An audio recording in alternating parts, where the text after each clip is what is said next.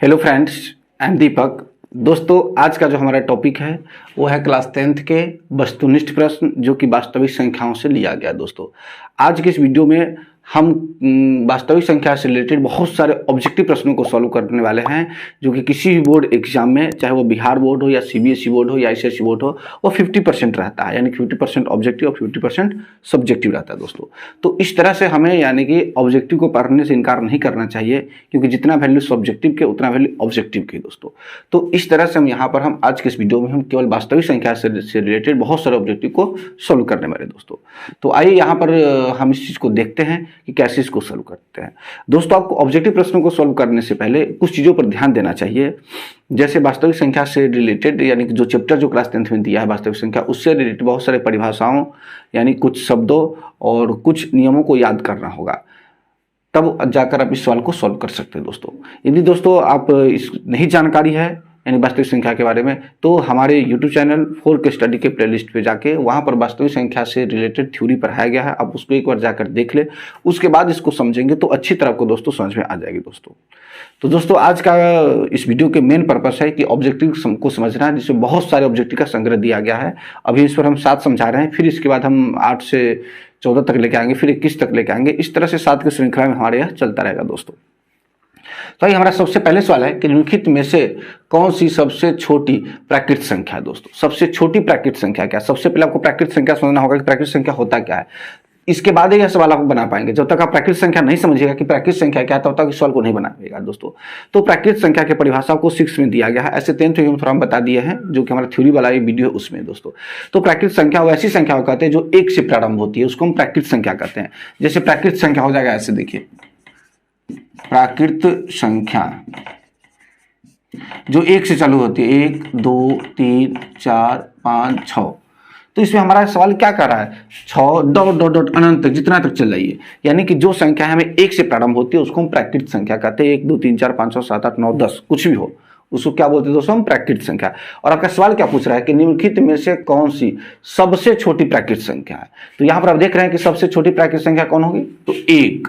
और सबसे बड़ी प्राकृत संख्या था अनंत, जिसका अंत्य नहीं है। हाँ, सबसे लास्ट में शंख पद्दू महाशंख तो गिनते हैं, कोई दिक्कत नहीं। तो यहाँ पर हमें पूछ रहा है कि सबसे छोटी प्राकृत संख्या। तो यहाँ पर देख रहे हैं कि सबसे छोटी प्राकृत संख्या कितना है? 1 है।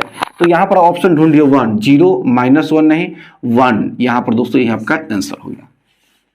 तो इसलिए क्या है कि जब तक आपको थ्योरी नहीं याद रहेगा तब तक आप इस सवाल को नहीं समझ सकते। दोस्तों, तो यहाँ प्राकृत संख्या समझ गए, 1 है, तो इसके हम देख कर यहाँ टिक मार दिया।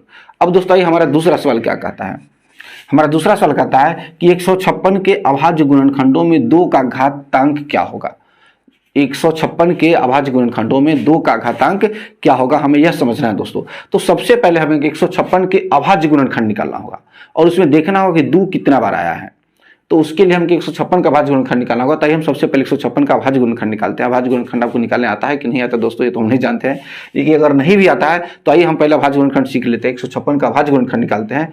दूसरा सवाल का हम यहाँ पर बना रहे हैं। 156 का अभाज्य गुणनखंड होगा ऐसे, जो कि भाग दे देकर निकालते हैं। दोस्तों, हम यहाँ पर हम 2 से भाग करेंगे तो कितना होगा? 7 दूना 14, 8 दूना 16। पुनः हम यहाँ 2 से भाग करेंगे तो कितना हो जाएगा? 3 दूना 6 और 9 दूना 18।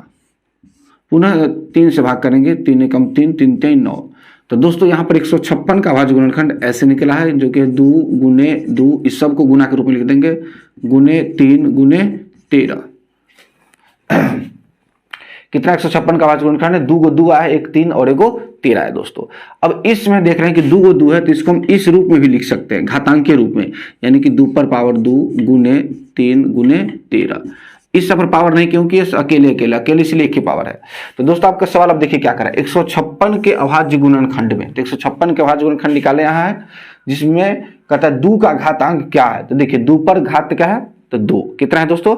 2। तो इसीलिए आपको सबसे पहले अभाज्य गुणनखंड आना चाहिए, तब आप इस सवाल को बनाएगा। दोस्तों, तो नहीं भी आता कोई बात नहीं, हम यहाँ पर अभाज्य गुणनखंड निकाल दिए हैं। आप इस तरह के वीडियो और आता है तो आप इसका भी अभाज्य गुणनखंड निकाले और घातांक के रूप में उसके बाद यह सवाल बनाया। तो स्पष्ट रूप से निकल गया। 156 के अभाज्य गुणनखंडों में 2 का घातांक क्या है? तो 2 का घात यही क्या है? 2 है। दोस्तों, तो यहाँ पर ऑप्शन हो जाएगा ए, जो कि यहाँ पर दिया है 2 1 3 4। तो 1 नहीं है, 3 नहीं, 4 नहीं, इस पर क्या लिखा है? 2। तो यहाँ पर ऑप्शन ढूंढेंगे 2। तो दोस्तों इस तरह से हमारा यह भी सवाल कंप्लीट हो गया। दूसरा, बहुत मजा आ रहा होगा आपको, ये बहुत आसान विधि से हम समझा रहे हैं और आपको समझ में आ रहा है। अब दोस्तों आइए हम यहां पर चलते हैं, निम्नलिखित में से कौन अपरिमेय संख्या नहीं है, कौन अपरिमेय संख्या नहीं है। तो दोस्तों सबसे पहले सवाल को बनाने के लिए हमको परिमेय और अपरिमेय पता होना चाहिए, तब ना पता करेंगे कौन अपरिमेय संख्या नहीं है। तो सबसे पहले दोस्तों कि वैसी संख्याएं जो p/q के रूप में हो वह परिमेय संख्याएं कहलाती है, और वैसी संख्याएं जो रूट में हो और जिसका वर्गमूल नहीं निकले वह अपरिमेय संख्याएं कहलाती है। जैसे देखिए परिमेय संख्या होगी, परिमेय संख्या होगी 1/2, 3/4, 5/7, 9/18। ये टोटल के टोटल परिमेय संख्या है, क्योंकि भिन्नों के रूप में है, किसको p/q के रूप में है, इसीलिए यह परिमेय संख्या है। अभी दोस्तों हम तीसरा सवाल पर बात कर रहे हैं, तीसरा नंबर सवाल पर। अब ऐसी संख्या है जो रूट में हो लेकिन जिसका वर्गमूल नहीं निकले उसको हम कहते हैं अपरिमेय संख्या है। जैसे देखिए अपरिमेय,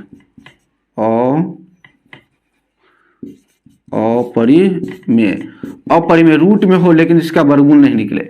यहां पर देखिए 3 है, वर्गमूल नहीं निकलेगा, रूट में हो जाएगा 7, रूट में हो जाएगा 11, रूट में हो जाएगा आपको 13। तो इस सब का वर्गमूल नहीं निकल पाता है, इस सब का वर्गमूल नहीं निकल पाता, इसीलिए अपरिमेय संख्या है। लेकिन रूट में रहे वर्गमूल निकल जाए तो वह परिमेय संख्या होगा।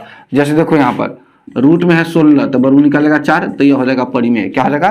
परिमेय। रूट में रहेगा 9, वर्गमूल निकल जाएगा तो आ जाएगा 3, तो हो जाएगा परिमेय। अब दोस्तों कि एक नियम यह भी होता है कि परिमेय और अपरिमेय को मिलाने से भी अपरिमेय बन जाता है। जैसे एक परिमेय संख्या और एक अपरिमेय संख्या को जोड़िएगा, घटाइएगा, गुना कीजिएगा, वह टोटल के टोटल अपरिमेय संख्या होगा।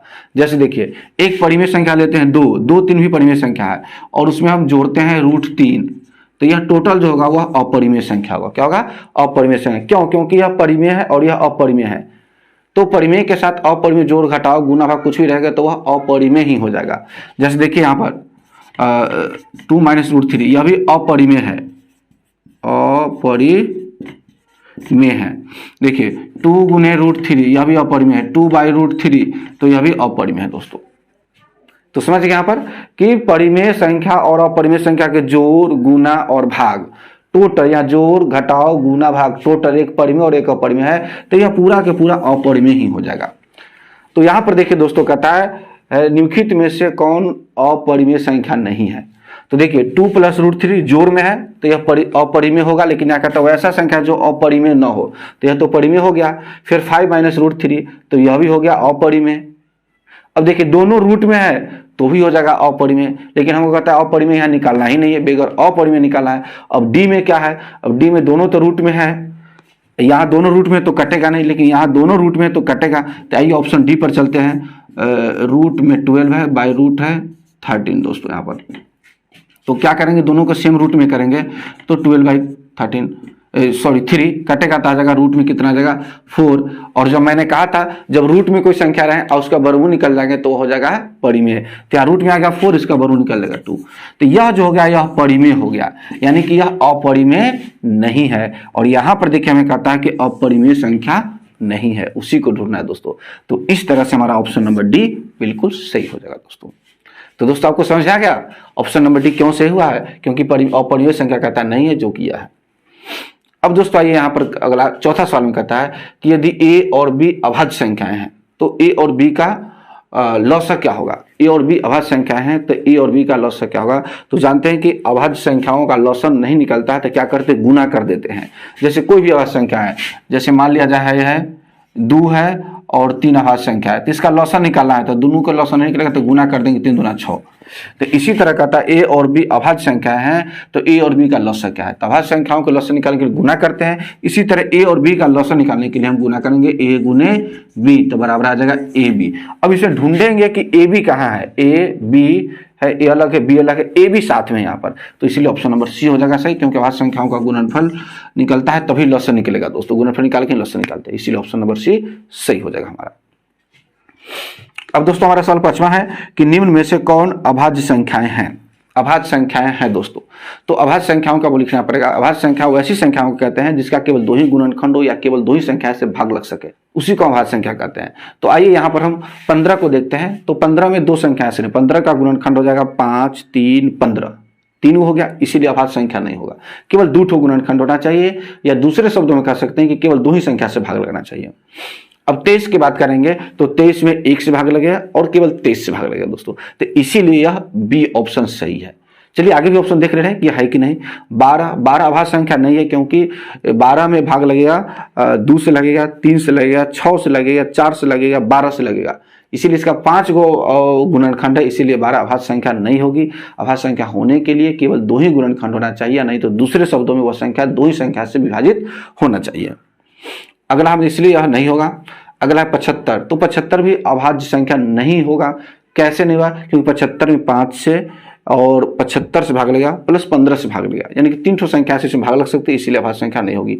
अभाज्य संख्या होने के लिए केवल 2 संख्याओं से विभाजित होना चाहिए, जो कि केवल 23 है दोस्तों। तो आपको यह भी सवाल समझ में आ गया होगा।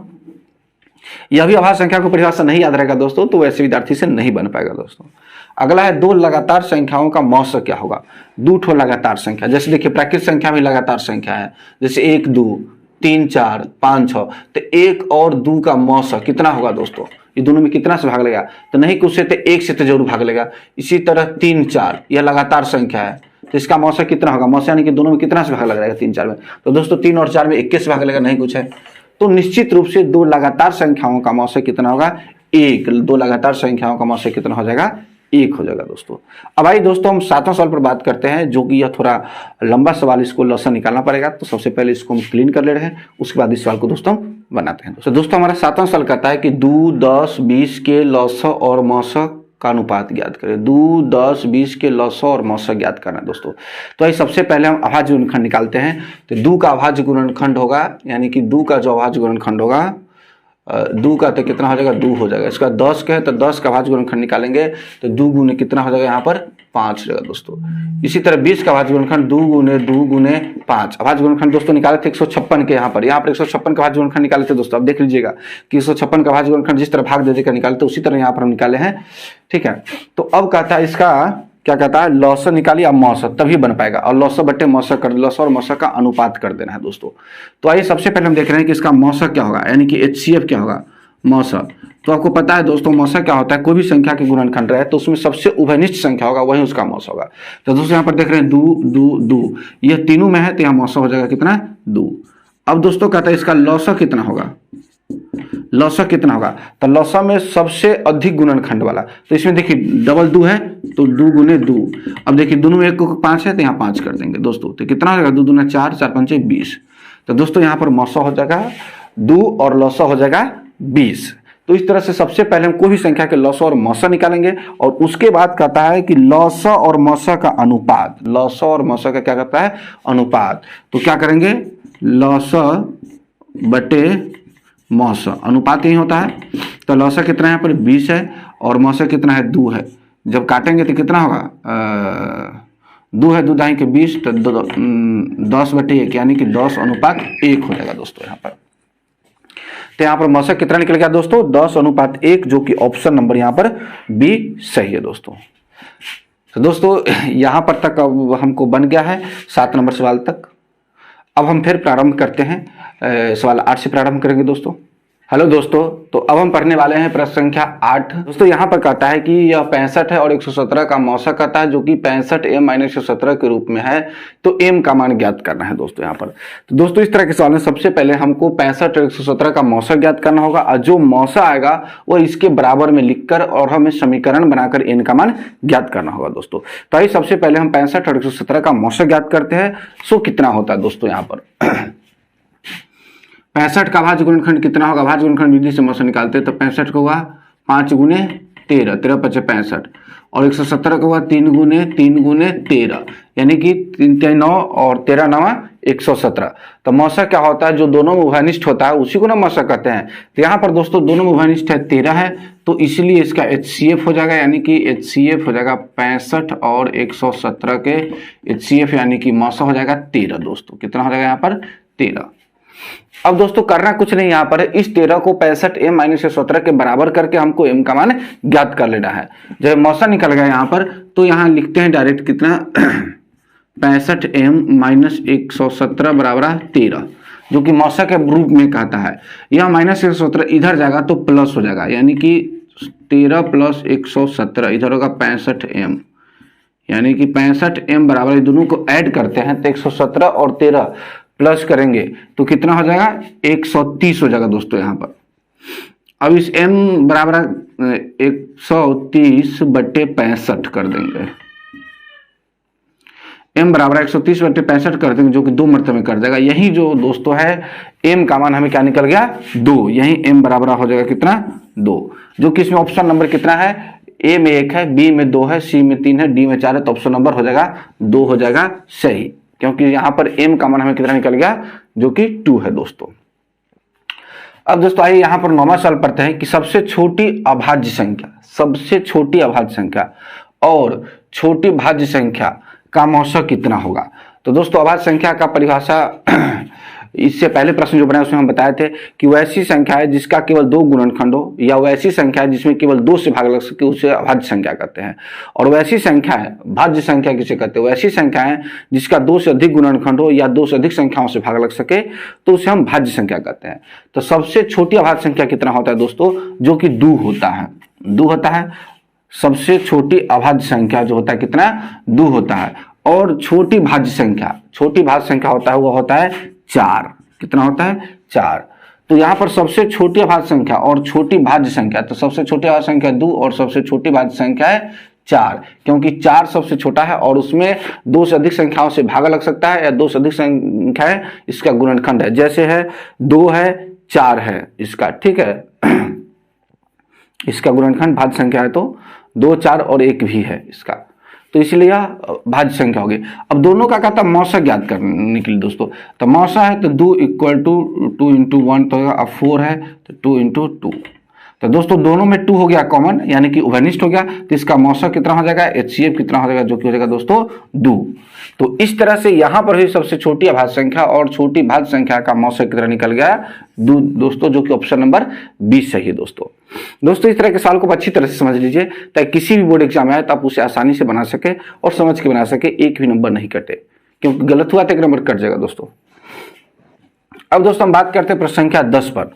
10वां प्रश्न कहता है कि दो संख्याओं का गुणनफल 8670 है और उसका मौसा 17 है, तो उसका लौसक क्या होगा। यानी कि 2 संख्याएं नहीं दिया हुआ, यहाँ पर 2 संख्याओं का गुणनफल दिया हुआ है, गुणनफल दिया हुआ और एक का मौसा दिया हुआ है, तो दूसरे में कहता है लौसक ज्ञात करेंगे दोस्तों। तो दोस्तों आपको पता है कि सूत्र आपको पता होगा कि 2 संख्याओं का गुणनफल बराबर लौसक गुने मौसा। तो हमें यहाँ क्या कहता है, यहाँ पर लौसक ज्ञात करने के लिए तो लौसक का सूत्र होता है यानी कि LCM AB बराबर होता है बट्टे में HCF AB और ऊपर होता है A गुने B। तो यहाँ पर A गुने B जो गुणनफल होता है 2 संख्याओं को, वो यहाँ पर दिया हुआ है। 2 संख्याओं का गुणनफल कितना है 8670 दिया हुआ है, तो यहाँ पर रखेंगे हम 8670, ठीक है दोस्तों।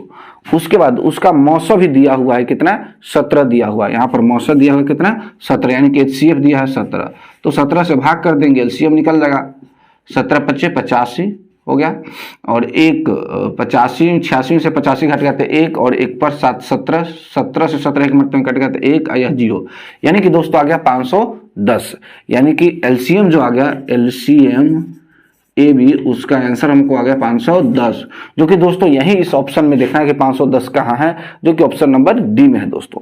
तो इस तरह से यहाँ पर 510 हमारा इसका प्रश्न संख्या 10 का आंसर हो गया दोस्तों।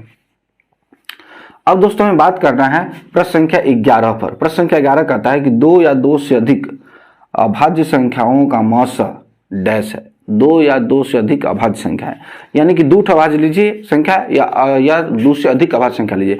जैसे एक अभाज्य संख्या है, यहाँ पर मान लेते हैं यह 2 है और 3 है, और एक में 2 3 5, तो दोस्तों इसका मौसा कितना होगा, यानी कि इन दोनों संख्या में कितना से भाग लगा, तो केवल एक संख्या है। यहाँ 2 से अधिक अभाज्य संख्या 2 3 5 है, 3 गुठो अभाज्य संख्या है, तो इसमें कितना से भाग लगा, तो दोस्तों 1 से भाग लगा। तो 2 से अभाज्य संख्या या 2 से अधिक कितना भी अभाज्य संख्या हो उसका मौसा हमेशा 1 ही होगा दोस्तों। इस बात को ध्यान रखिएगा कि 2 अभाज्य संख्या हो या 2 से अधिक कितना भी अभाज्य संख्या हो, 2 3 4 5 6 7 8 9 10 कितना भी हो, तो उसका मौसा हमेशा 1 होता है। तो दोस्तों यहाँ है जो 2 या 2 से अधिक अभाज्य संख्याओं का मौसा कितना होगा, तो निश्चित रूप से 1 होगा दोस्तों। कितना होगा 1, क्योंकि हमने यहाँ समझा दिया 2 अभाज्य संख्या इसका मौसा 1 है, और 2 3 5 और 3 अभाज्य संख्या इसका मौसा 1 ही होगा, क्योंकि इस तीनों में एक ही संख्या से भाग लगेगा जो है 1। अब बात करते प्रश्न संख्या 12। दो परिमेय संख्याओं के बीच कितनी परिमेय संख्या होती है। दोस्तों यह क्लास 9th का सवाल है, क्योंकि 9th में इस तरह के सवाल कितना हम पढ़ चुके हैं इसका पता नहीं है। क्योंकि दो परिमेय संख्याओं के बीच अनगिनत या अनंत परिमेय संख्या होती है, 1 2 3 नहीं हो सकती है, अनंत परिमेय संख्या होती है दो परिमेय संख्याओं के बीच। अब इसको याद कर लीजिएगा, दो परिमेय संख्याओं के बीच अनंत परिमेय संख्या होती है। अगला है 6/15 का दशमलव प्रसार है डैश शांत, अशांत, आवर्ती, इनमें से कोई नहीं। दोस्तों आप एक सूत्र पढ़े होंगे कि कोई भी परिमेय संख्या p/q के रूप में हो और जहां q का गुणनफल यानी कि p/q के रूप में हो और जहां 1 या p/2m इंटू 5n के रूप में होता है तो शांत होता है, अन्यथा वह अशांत होता है। दोस्तों यानी कि हरों का गुणनफल केवल 2 रहेगा फिर शांत, केवल 5 रहेगा फिर शांत, नहीं तो 2 और 5 दोनों रहेगा फिर शांत। इस बीच में कोई इंटरफेयर किया, कोई भी आ जाता है, जैसे 2 5 रहेगा उसमें 3 आ गया तो अशांत हो गया, 2 5 रहेगा उसमें 7 आ गया तो अशांत हो गया, 2 5 है उसमें 9 आ गया तो अशांत हो गया। दोस्तों तो इस तरह से केवल 2 रहेगा हरों का गुणनखंड में, इसका गुणनखंड निकालेंगे हरों का, केवल 2 रहेगा तो भी शांत रहेगा, केवल 5 आएगा तो भी शांत रहेगा, 2 और 5 दोनों रहेगा फिर शांत रहेगा। लेकिन 2 और 5 के अलावा यानी कि जैसे 2 3 आ गया तो शांत हो गया, और 5 3 आ गया तो शांत हो गया, और 2 3 5 आ गया तो फिर अशांत हो गया। दोस्तों तो इसके कंडीशन में हम देखते हैं यहाँ पर कितना है, 6/15 है। तो सबसे पहले इसको हम सरल भिन्न में तोड़ते हैं, यानी कि 6/15 के सरल भिन्न तोड़ेंगे यहाँ पर तो 3 से कटेगा, 3 दूना 6 और 3 5 15। दोस्तों यहाँ आ गया 2/5। अंश में क्या है उसको हमको नहीं देखना है, हर में देखना है। हर में आ गया 5, तो मैंने बताया कि केवल 5 आएगा, यानी कि अकेले 5 आएगा या अकेले 2 आएगा फिर शांत होगा। तो यहाँ पर अकेले 5 है, केवल 5 है, तो इसीलिए यहाँ पर यह शांत होगा। देखिए यहाँ पर कहता है यह इतना का दशमलव प्रसार क्या होगा, जो कि शांत होगा। ऑप्शन नंबर ए हो जाएगा। दोस्तों अब आइए हम बात करते हैं प्रश्न संख्या 14 पर, जो कि 11/15 का दशमलव प्रसार डैश होता है। 11/15 का दशमलव प्रसार। दोस्तों देखिए 11/15, यहाँ पर दोस्तों इसका गुणनखंड तोड़ते हैं, 3 गुने 5, यानी कि 15 का जो होगा यह 3 गुने 5, जो कि 5 भी है साथ में 3 भी है। तो मैंने क्या बताया था कि केवल 5 होना चाहिए, 5 के अलावा कोई भी संख्या उसमें इंटर करता है 2 के छोड़ के तो वह अशांत होगा। तो यहाँ पर 5 और 3 दोनों है, यहाँ 5 और 2 रहता है तो 5 और 2 रहता है तो शांत होता है, लेकिन 5 और 3 है, 3 घुस गया इसमें, इसी कारण यह अशांत हो गया। दोस्तों यहाँ पर यह ऑप्शन अशांत हो जाएगा। √2 है, एक डैश है, परिमेय संख्या, अपरिमेय संख्या और प्राकृत संख्या में से कोई नहीं। मैंने बताया दोस्तों कि कोई भी यानी कि संख्याएं रूट में हो और उसका वर्गमूल निकल जाए तब वह शांत है, लेकिन वर्गमूल नहीं निकले भी तो दशमलव में निकले यानी कि वर्गमूल नहीं निकले तो उसको हम अशांत, उसको हम अपरिमेय संख्या कहते हैं। तो यहाँ पर √2 है जो अपरिमेय संख्या है। जैसे यहाँ पर देखिए √2 यह हो जाएगा अपरिमेय संख्या, लेकिन √4 इसका वर्गमूल निकलेगा 2 तो यह हो जाएगा परिमेय संख्या। इसी तरह देख लीजिए √16 16 के वर्गमूल 4 तो यह हो जाएगा परिमेय संख्या, लेकिन √15 यह अपरिमेय संख्या हो, क्योंकि उसका पूरा वर्गमूल नहीं निकलेगा, इसका वर्गमूल निकल जाएगा। दोस्तों तो रूट में कोई भी संख्या हो जिसका वर्गमूल पूरी तरह निकल जाए उसको हम शांत कहते हैं, वर्गमूल नहीं निकले या निकले भी तो दशमलव में निकले तो उसको हम अशांत कहते हैं। दोस्तों सॉरी अपरिमेय संख्या कहते हैं। तो यहाँ पर √2 है जो जिसका वर्गमूल नहीं निकल पाएगा, यानी कि पॉइंट में निकलेगा, इसीलिए अपरिमेय संख्या है। तो दोस्तों आज की इस वीडियो में हम क्लास 10th के वास्तविक संख्या से कुल 15 ऑब्जेक्टिव को पढ़ा है। उम्मीद करते हैं कि आपको यह वीडियो अच्छा लगा। यदि अच्छा लगे तो एक लाइक कर दीजिएगा और चैनल पहली बार है तो सब्सक्राइब कर दीजिएगा। मिलेंगे दोस्तों एक और वीडियो में, तब तक के लिए जय हिंद।